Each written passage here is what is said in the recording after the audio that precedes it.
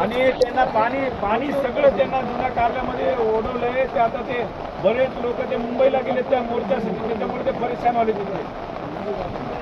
हा, जुनं कारला आणि नवं कारला. हो.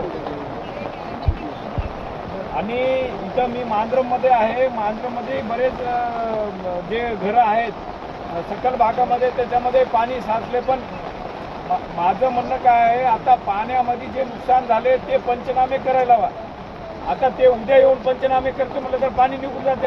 त्यांचं नुकसान कसं दिसेल आपल्याला? हो.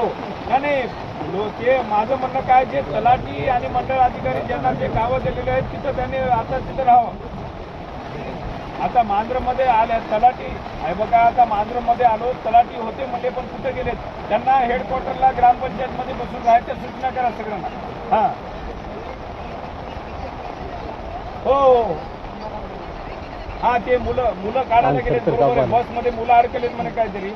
हां, पण आज आता हे बघा, आज सगळ्यांना सूचना करा, रात्री गावात मुक्काम करा म्हणावं. आणि तुम्हाला तोपर्यंत काय गावाची खरेदी परिस्थिती आहे ती कळणार नाही. हां हां, मुक्काम करणं जरुरी आहे.